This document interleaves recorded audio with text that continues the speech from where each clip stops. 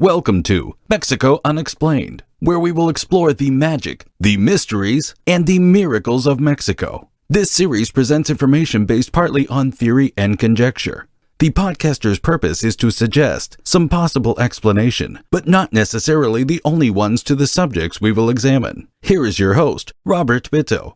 Welcome, and muy bienvenidos to episode number 290 of Mexico Unexplained, where we examine the magic, the mysteries, and the miracles of Mexico. I'm your host, Robert Bitto. Here are the words of the award-winning Mexican author and linguist Eduardo Montaner Anguiano, who was born and raised in the town of Chipilo in the Mexican state of Puebla. Quote, Chipilo preserves the features, culture, and dialect of the Italian origin. For linguists, Chipilo is a treasure, the rare case of a town that is transported to another country and that keeps its language and customs almost intact as they were in the 19th century.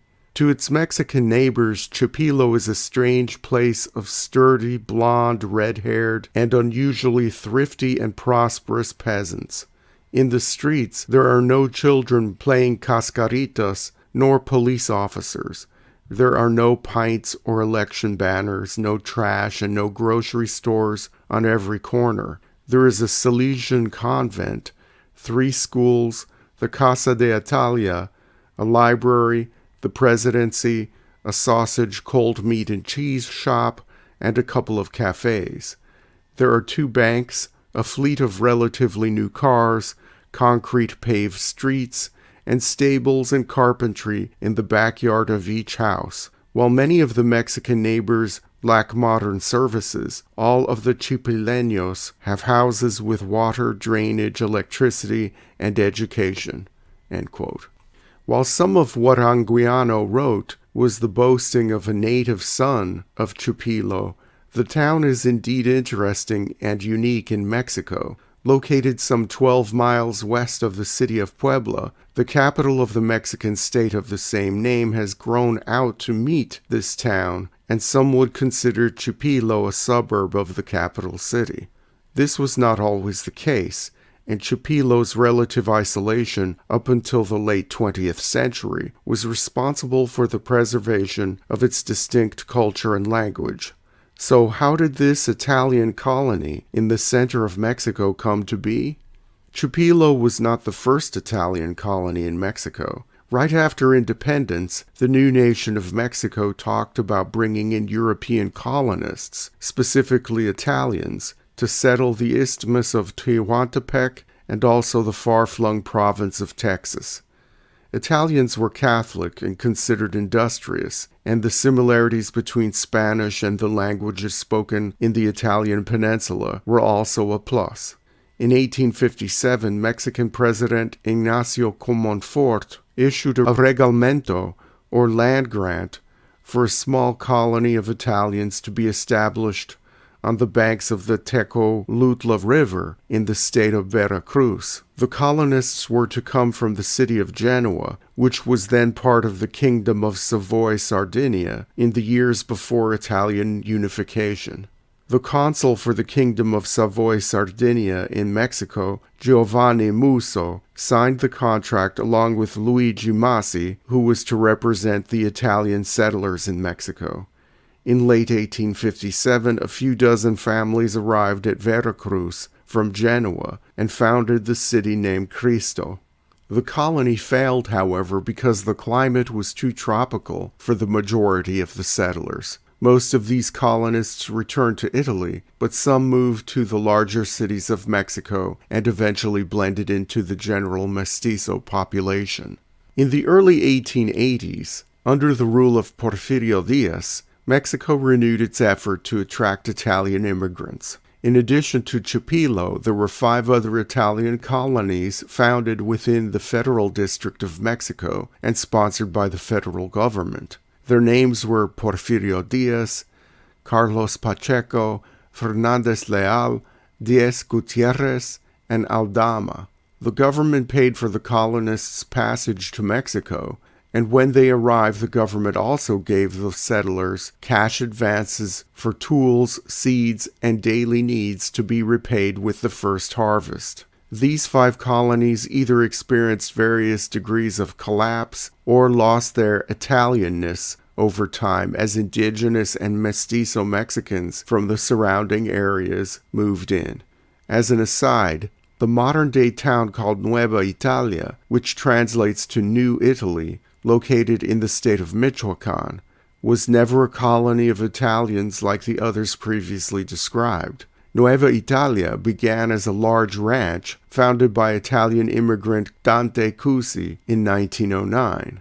With its complex and extensive system of irrigation, Nueva Italia became the single leading producer of cotton, rice, melons, and corn in all Mexico. A small town of agricultural workers grew up around the ranch, comprised wholly of local Mexicans and migrants from Sinaloa and Guerrero, not Italy.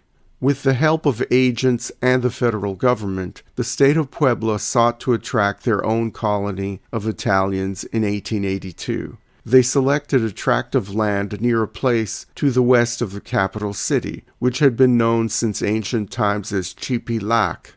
The word Chipilac, in the local dialect of Nahuatl, loosely translates to the place of the whiner. Because the area was so infested with bandits and other assorted outlaws, Chipilac, also called Chipilo, was often referred to as Quita Calzones, which loosely translates to take off your pants. Led by a man named Angelo Zanella, colonists came to Chipilo from Treviso, a comune or municipality north of Venice, on October 6, 1882. In the words of American researcher James Passarelli, quote, "The colonists thought they were coming to the El Dorado of their dreams, where all they had to do was turn a spadeful of dirt to get rich crops." End quote. Although the Italians were promised cultivatable land, Chipilo was located in a very dry region, and farming was very difficult if not impossible. Because of this, and due to constant run-ins with local Otomi natives, only 40 of the original 100 Italian families remained. Many stayed because they could not pay for their passage back to Italy. A few families migrated to other parts of Mexico. The 40 that stayed in Chipilo made the best of it and turned land not suitable for agriculture into grazing land. By the early 20th century, the town was a dairy powerhouse, supplying over 10,000 liters of milk shipped to Mexico City each day. These colonists were very prolific, if not industrious, with some families having 18 children. By the 1940s, those 40 families had turned into a town of over 3,000 inhabitants. Today, there are over 4,000 people living in Chipilo, with most of them descended from the original Venetian settlers. During the Mexican Revolution, the town of Chipilo remained neutral. There is a story still told by locals that in 1910 a lavish wedding was being held in town, uniting 2 prominent local families. The celebration was so large that Carranza and Zapatista soldiers, and even generals, intermingled at the event and even got drunk together without even knowing the company they were keeping. In the final years of the revolution, with most of the fighting passing them by, the people of Chipilo began several improvements to the town. In 1915, an Italian school was founded by Salesian nuns from Turin, Italy, the first school ever opened in Chipilo. That same year, 1915, residents of the town constructed a meeting hall for various functions called the Casa Italia, which still stands proudly to this day. In 1931, the Mexican government intruded into the lives of the Chipileños and built a school in the town where Spanish was the official language of instruction. By this time, most of the people in Chipilo were still speaking the dialect of the Venetian language that the original settlers had spoken when they arrived some 50 years before.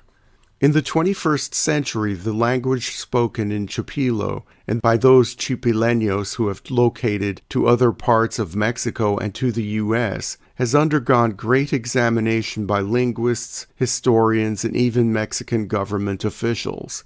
The original colonists were almost exclusively from the comune or municipality of Treviso, north of the city of Venice. As an aside, there are two notable things about Treviso. Clothing retailer Benetton is headquartered there, and the popular Italian dessert tiramisu was invented there. The people of Treviso still speak a dialect of Venetian, which is a Romance language in its own right and separate from Italian. Some people call Venetian a dialect of Italian, but it is not. It's a distinct language. The Treviso variant of Venetian is called Northern Feltrino Bellanusi by hardcore linguists.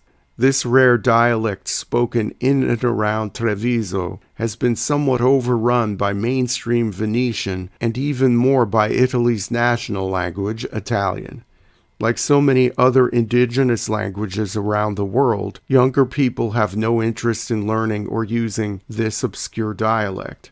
As a language isolate in Mexico, the Treviso variant of Venetian spoken in Chipilo has remained more true to form than the same language spoken in its original homeland, especially among the elders of the Mexican town.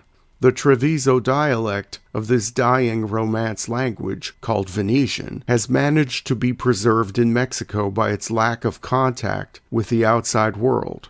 Like many of the indigenous languages in Mexico, and like its cousin in Italy, this unique language spoken in Chipilo, now called by linguists Chipilo Venetian, is in danger of facing a slow die-off as the community opens itself up more to the outside world and adopts a more global perspective.